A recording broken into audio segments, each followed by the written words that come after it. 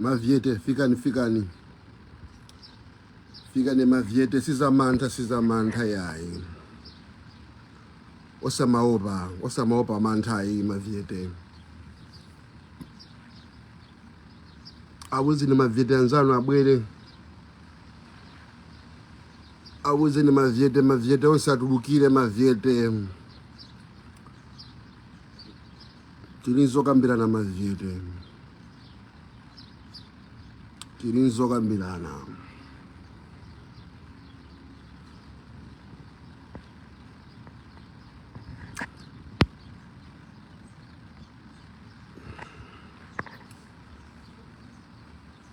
Maviete fikani sizomangikayi. Fikani ndithu. Lowani ndipo khazikikani. Feel at home, maviete, feel at home. Pano ndipo mwe timamasuka. Kuno kulibe judgment. Kuno kulibe mantha. Kuno kuli freedom. Kuno timakamba za kukhosi. Kaya wina zinsangalase, kaya sansangalase. Kuno kumaviete timakamba za kukhosi. We believe in freedom of speech. We believe in freedom of expression. We believe in sharing our thoughts, our mind, regardless of who like it or not. Regardless of who like it or not.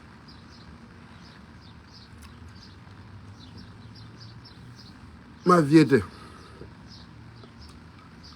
As my revolutionary. Panyengo imene yiyi mundivesese bwino. As a revolutionary.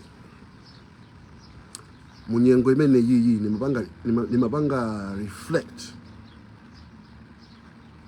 Kukwiya. Kudandaula. Komanso. To self-reflect and self-evaluate.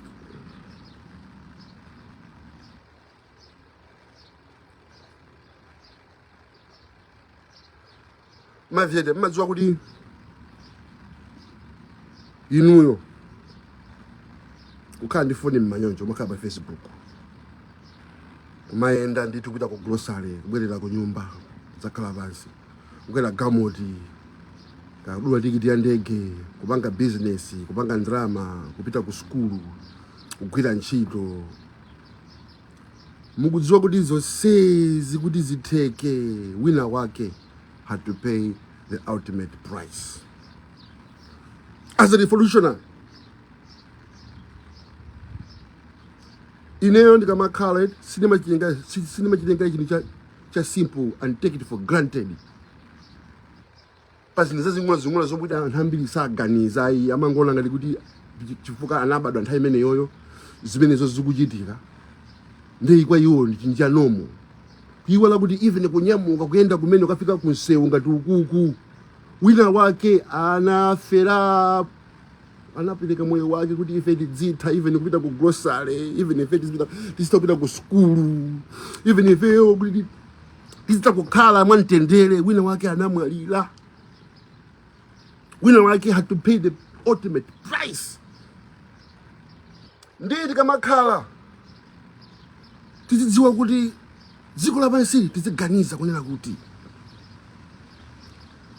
amene anapereka moyo wakeyo kuti ife tidzitha kupanga zimene kupanga panopa, kumakhala ndi ma freedom, kumakhala ndi ufulu. Opanda wina wake okusokoneza. Opanda wina wake okuopseza. Opanda wina wake ofuna kukupha, kutenga moyo wako lokuponya mprison. Tidziwa kuti anthu amene wapo mwalira amaganiza kuti ifeyo sitizayiwala sacrifice imeneyo, ndipo we pay it forward to the next generation kuti ma freedoms amenewa adzipitirira. One thing I've noticed about the death of Mr. Chilima is that he has paid the ultimate price. That is a modern day Malawian Malcolm X. That is a modern day Malawian Martin Luther King. That is a Malawian modern day Stevie Biko.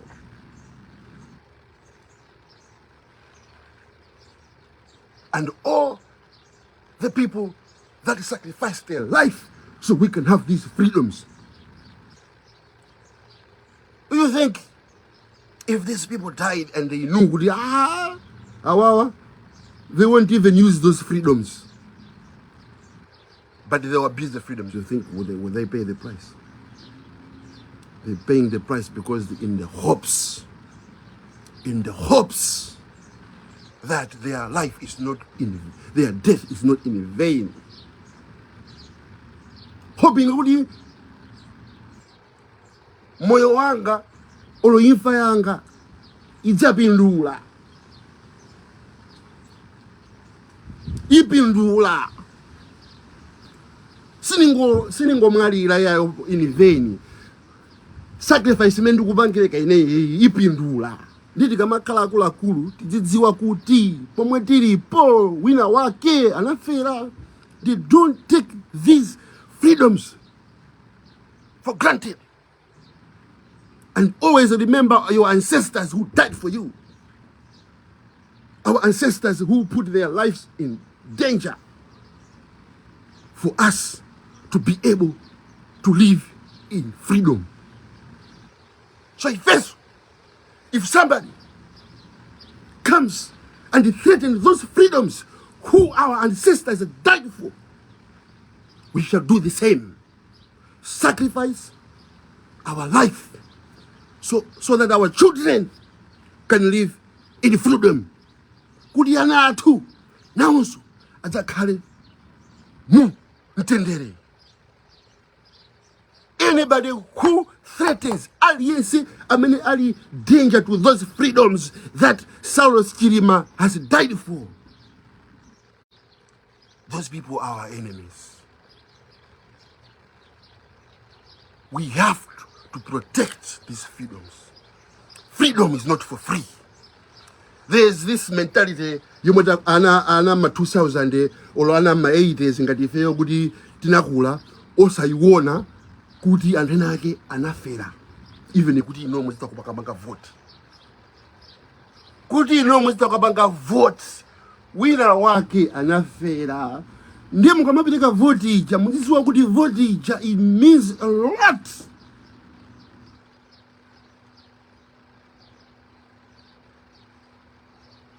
Ndiye mmangotenga vote ija ukampasa wina wake chifukwa wakupromesani mango. Mukuyiwala kuti vote uja munthu wofera uja amaona ngati kuti vote ija ino muyigwirisa ntchito kupanga uplift ma freedoms omwe anafera.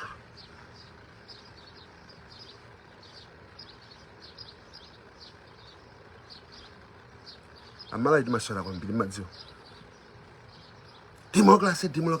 Ine ndwa DPP, ine ndwa MCP, ine ndwa UTM. You don't know kuti what is going on. What's the history before you?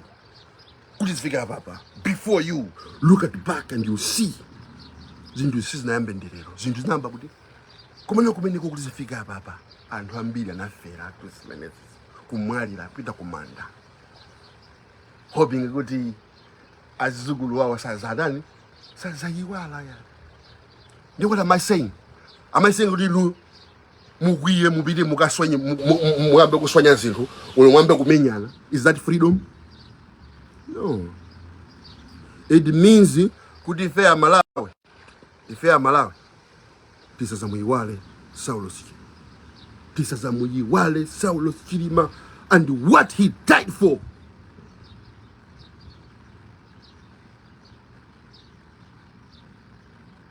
That's why.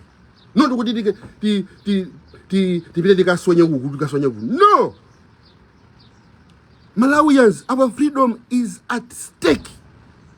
Our freedom is being attacked. Our democracies, our values, they're being challenged right now as we speak. And if you guys let these bad guys win, If you guys let evil triumph because you are wusses, because you are scared of dying, guess what I've got news for you? You're gonna die anywhere. You're gonna die anywhere. One day you're gonna die anywhere. But kodi mufuna muzango mwalira imfa yanu yobanda chinthu chomwe munafera. I'd rather die for a principle than just to die and nobody remembers me because I'm gonna die anyway. That's what Chirima's mindset was. Amadziwa kuti moyo wake uli in danger. Amadziwa atu kumabanye sana siye because yemu watipangira sacrifice. Nditaona nditsegulani maso muone kuti ifeyo sitilola kuti Saulo Chilima ngomwalira opanda zomwe iye amafuna zichitike zisachitike. Ndi sitiopa ndipo sititekeseka komano Saulo Chilima imfa yake yatipasa chani? Yatipasa mphamvu, yatilimbikisa kuti imfa osayiopa munthu kumafaka mozi. Koma zomwe mafuna zichitikezo sukuti azastopa. They might stop him by killing him, but they have not stopped the idea. Because you kill one Saulo Chilima, guess what? A million Saulo Chilima emerges. By killing Saulo Chilima, they were planting a seed. But when the seed goes and be buried in the ground, guess what? A tree shoots out. And many what? Many fruits bearing many seeds. Unstoppable. Unstoppable. Gogo koma viete. Osati konkondo ya manjai iyayi. Tukulimbana ndi chinzimu chomwe chifuna chitenge ufulu wathu ngati Amalawi.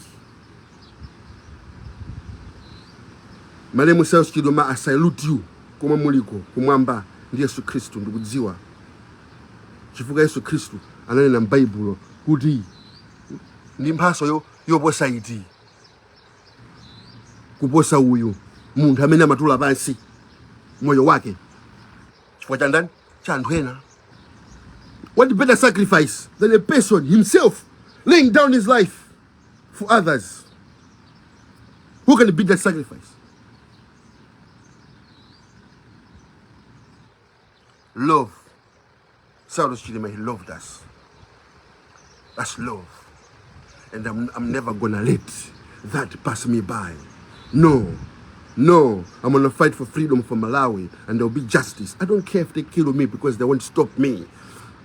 Because there are many more. You kill me, there are many more JBs coming out.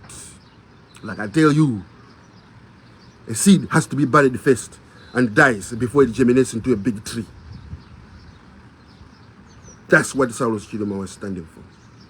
Ndene ndikamakhala sinizaiwala kuti ndikhale pomwe ndikukhala pa. My ancestors paid the ultimate price because freedom is not for free. Wake up.